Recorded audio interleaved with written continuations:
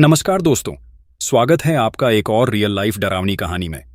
आज की कहानी उस गली की है जहां हर किसी ने कभी न कभी अपने फोन पर एक डरावना वीडियो देखा होगा, और जो वीडियो बस दिखाने के लिए नहीं बल्कि सच में देखने वाले की जिंदगी बदल देता है। तो लग जाइए सीट बेल्ट और सुनिए गली नंबर 5 का श्राप। हमारा किस्सा शहर के बीचों बीच बसे एक पुराने कॉलोनी से शुरू होता है। कॉलोनी का नाम था शांतिनगर। शांतिनगर में एक पुरानी संकरी गली थी जिसे लोग चुटकी में गली नंबर 5 कहकर बुलाते थे। दिन में यह गली बिल्कुल सामान्य लगती, बच्चे खेलते, अम्माएं खाना ले जाती, लोग दुकानें खोलते।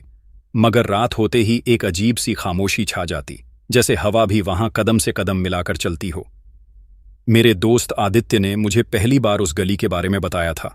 आदित्य न्यूज चैनल में कैमरामैन था और उसे रात में लोकेशन पर जाना पसंद था, रियल लाइफ स्टोरीज के लिए। एक रात उसने कहा, शालिनी, कल रात गली नंबर 5 के बाहर कुछ अजीब हुआ। लोग कैमरा लेकर खड़े थे। एक बूढ़ा आदमी बार बार एक लोहे के दरवाजे पर दस्तक दे रहा था, और पास की सीसीटीवी में कुछ ऐसा कैप्चर हुआ है जिसे देखकर सब चौंक गए। आदित्य का चेहरा उस रात सचमुच पक्का नहीं था। डर और रोचकता दोनों के मिश्रित भाव थे। मैंने सोचा, चलो चलते हैं देखने। रचनात्मक कंटेंट चाहिए था और साथ में एक छोटा सा एडवेंचर भी मिल जाएगा। अगली शाम हमने कुछ दोस्तों के साथ निकलने का प्लान किया। आदित्य, मैं और मेरी छोटी बहन मीरा। मीरा को हॉरर कहानी सुनना पसंद था, पर असल में जाना बिल्कुल नहीं चाहती थी। पर जब पैसे और व्यूज की बात आती है तो बहनें भी बहादुर बन जाती हैं। मीरा भी आखिर साथ आ गई। शाम ढलते ही हमने गली की ओर कदम बढ़ाए। गली का प्रवेश द्वार पहले तो आम सा दिखा। पेंट उतरा हुआ, कुछ दीवारों पर पुराने पोस्टर और बीच में एक झाड़ू पड़ा हुआ। पर जितना अंदर बढ़ते गए वातावरण अधिक सघन होता गया। हवा में कुछ ठंडी सी खुश्क गंध थी, मिट्टी और पुराने तार की तरह। आसपास की खिड़कियों से कुछ लोग अंदर झांक कर देख रहे थे, और कुछ बालक दरवाजे से ही वापस लौट जाते थे, जैसे पहले से जानते हों कि आगे जाना ठीक नहीं। आदित्य ने कैमरा चालू कर लिया। उसने कहा, हम लाइव नहीं कर रहे, पर रिकॉर्ड जरूर करेंगे। अगर कुछ भी मिल गया तो चैनल को भेज देंगे। मैंने मीरा को रोकते हुए कहा, मीरा, अगर कुछ हो तो तुम बाहर ही रहना। मीरा ने अंगूठा दिखाया और अंदर कदम बढ़ाया, पर उसके कदम लड़खड़ा रहे थे। गली के बीचों बीच एक पुराना बुजुर्ग मकान था, 2 मंजिला, बाहर से टूट फूट वाला। सामने एक लोहे का दरवाजा था जिस पर मोटी जंग जमा थी। आदित्य ने वही दरवाजा बताया था जहां पिछले हफ्ते रात 1:30 बजे एक आदमी बार बार दस्तक दे रहा था। हम धीरे धीरे पास पहुंचे। अचानक हवा में एक सिसकी सी आई, जैसे कोई बहुत बहुत दूर से रो रहा हो, पर आसपास कोई नहीं था। आदित्य ने कैमरा आगे बढ़ाया और दरवाजे की तरफ झूम किया। दरवाजे पर कुछ लिखा था, पुराना, मिट चुका हुआ शब्द, पर नीचे जंग की परत के ऊपर एक ताजा सा निशान दिखा, मानो किसी ने हाल ही में कुछ काटा हो। मीरा का चेहरा सफेद पड़ गया। तभी एक पड़ोस वाले बुजुर्ग ने अपनी खिड़की से चिल्लाकर कहा, उनसे दूर रहो, रात के बाद इस जगह का नाम मत लो। हमारी हिम्मत बढ़ी। जो डर हमें रोकता वही डर हमें आगे खींच ले गया। हमने दरवाजा धक्का दिया। दरवाजा चरमराकर खुला और अंदर से ठंडी हवा निकली, पर उसके साथ एक जुदा सा मौन भी था, जैसे हर आवाज निगल ली गई हो।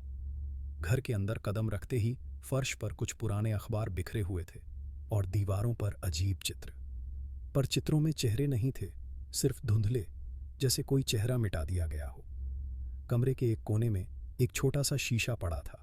शीशे पर धूल की परत इतनी मोटी कि हम में से किसी ने उस पर अपनी उंगली से लिखने की कोशिश की, पर जैसे ही उंगली ने छुआ, शीशे पर एक छोटा सा धब्बा फैल गया और धब्बे के केंद्र से एक ठंडी सी फड़कन, जैसे निगाहें खुल गई हों। एकदम उसी वक्त कैमरे में कुछ अजीब कैप्चर हुआ। हमने बैकलाइट को ऊपर किया और देखा कि शीशे के पीछे किसी ने जैसे अपने हाथ के निशान छोड़े हों। आदित्य बोल पड़ा, ये तो किसी का पुराना काम लग रहा है। पर मीरा ने कांप कर कहा, मुझे लग रहा है किसी ने अभी अभी यहाँ से हाँफ कर निकल कर किया है। उसकी आवाज़ फुसफुसाती थी। हम सभी ने देखा, और तभी ऊपर से किसी ने धीरे धीरे कदमों की आवाज़ दी।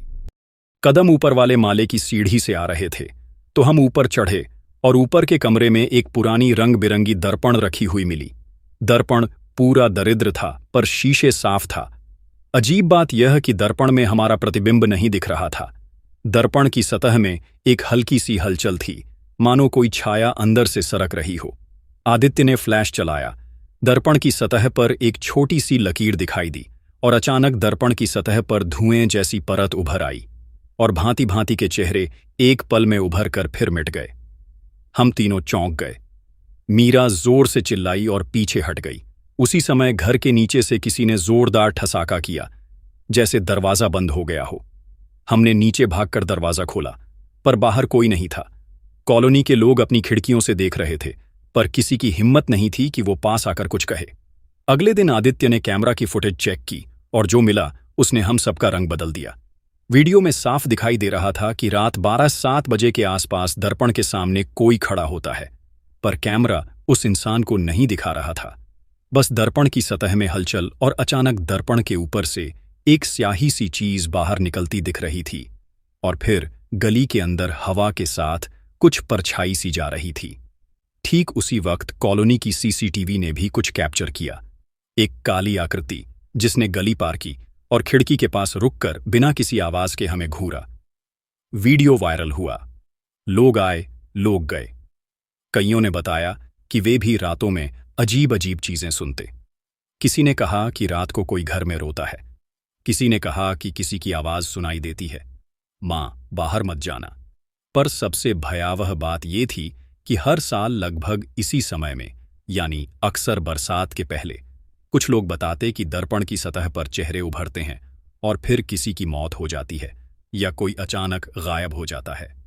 पुराने लोग कहते ये घर पहले किसी पुराने दुष्ट साधु का था, जिसने अपने कामनाओं के लिए बहुत बुरी रस्में की थीं।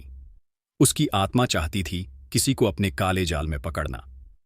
हमने सोचा कि शायद ये सब अफवाह है, पर रात को जब मैं घर लौटी मेरी नींद उड़ गई। मीरा के कहने पर मैंने अपने कमरे की खिड़की बंद कर ली और फिर मैंने अपने फोन पर वही फुटेज दोबारा देखा। दर्पण की सतह पर एक पल के लिए मेरी ही परछाई जैसी चीज दिखी, पर मैंने कभी भी ऐसा अनुभव नहीं किया था। दिल तेजी से धड़क रहा था। मैंने सोचा ये तो सिर्फ वीडियो है, असल में कुछ नहीं होगा। पर फिर अगले दिन एक अजीब खबर आई। कॉलोनी के बुजुर्ग मुन्ना चाचा बताए गए कि रात में उन्होंने किसी छत पर सफेद कपड़ा देखा था और कपड़े के नीचे कुछ हलचल हो रही थी। जब उन्होंने रोशनी जलाई तो वहां सिर्फ एक पुरानी छोटी सी गुल्लक पड़ी थी। अंदर से कुछ सिक्के झंकझना रहे थे। चाचा ने उसे उठाया तो उनके हाथ फंस गए, जैसे कोई ठंडी चीज उनके हाथ में घुस आई हो।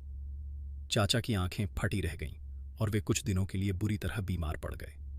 डॉक्टर ने कहा कि चाचा के मन में अचानक गहरी उदासी और डर बैठ गया है, पर किसी ने बुद्धिमानी से ये न कहा कि ये सब दर्पण और घर के साथ जुड़ा है। फिर एक रात गली में अचानक बिजली चली गई।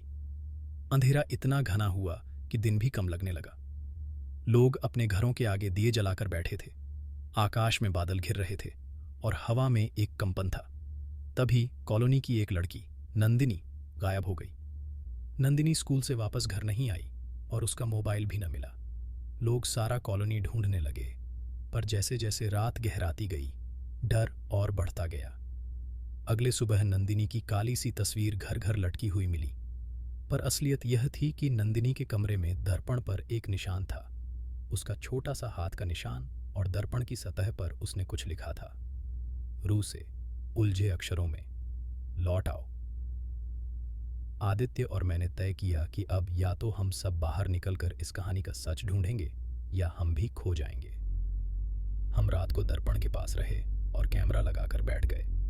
रात 12 बजे के बाद जब घड़ी की सुई एक बार घड़ी पर आई, दर्पण की सतह पर हल्का सा प्रकाश उभरा।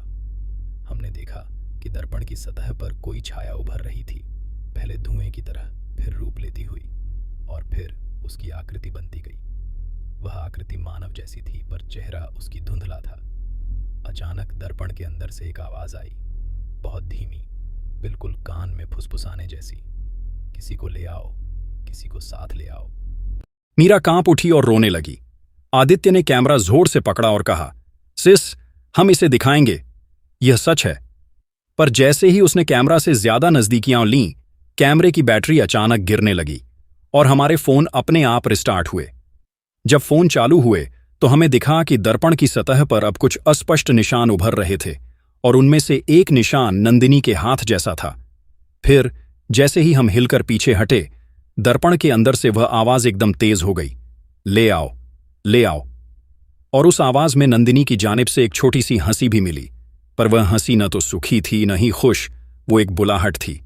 अगले दिन पुलिस आई, लोग आए और घर को बंद कर दिया गया। पर कॉलोनी में एक बदलाव आ गया, लोग बाहर निकलना बंद कर दिए, बच्चों की हंसी गायब हो गई। और सबसे भयंकर चीज, नंदिनी का अखबारों में फिर कोई नाम नहीं था, पर हर रात कोई न कोई आवाज आती, घरों से, खिड़कियों से कोई किसी को बुला रहा था। कई लोगों ने दर्पण को तोड़ा, चीरा हुआ शीशा फेंका, पर कोई फर्क नहीं पड़ा।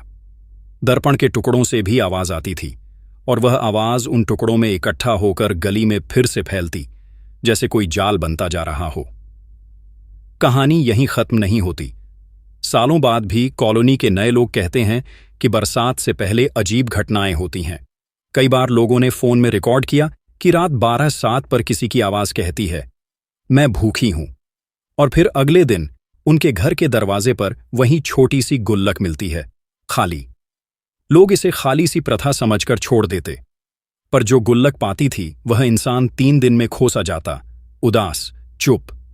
कुछ बचे लोगों ने एक तरीके से इस घटना का सामना किया। वे दर्पण से दूर रहने लगे, और अगर किसी ने गलती से उसकी ओर देखा तो वे तुरंत आंखें झपकाकर दिन में काम कर निकल जाते, जैसे अंधेरा उनमें से कुछ चुराने आए। कहते हैं, असली डर तब आता है जब चीजें रोजमर्रा की बन जाती हैं, जब आप उस गली में हर रोज जाते हैं और फिर कभी किसी का लौट कर ना आना, कोई अचानक गायब होना, ये सब सामान्य हो जाता है। और यही असली डर है कि कोई भी चीज जो शुरू में अनजान, विचित्र और भयावह लगती है, वह धीरे धीरे सामान्य बन जाए। गली नंबर 5 ने यही कर दिया। वह डरता हुआ कुछ बन गया जिसे लोग अपना लेने लगे। तो दोस्तों, अगर आप कभी शांतिनगर जैसी किसी कॉलोनी में होते हैं और कोई पुराना टूटता हुआ दर्पण देख लें, तो उसे बस छोड़ दें, आंखें मत मिलाइए। और अगर कभी आपके फोन में रात 12:07 पर कोई वीडियो आ जाए जिसमें कोई खामोश दर्पण दिखता हो, तो उसे सेव मत कीजिए, उसे शेयर मत कीजिए, और सबसे बढ़कर उसे देखने के बाद अकेले मत चलिए, क्योंकि कुछ चीजें सिर्फ देखने भर से हमसे कुछ मांगने लगती हैं, और जब मांग पूरी ना हो तो वे अपनी मांग पूरी करने के लिए आसपास के लोगों की जिंदगियां खुद पर ले लेती हैं। पर ध्यान रखें कि असली कहानी कभी खत्म नहीं होती। कहानियां बस सुनाने वालों के पास बदलती रहती हैं।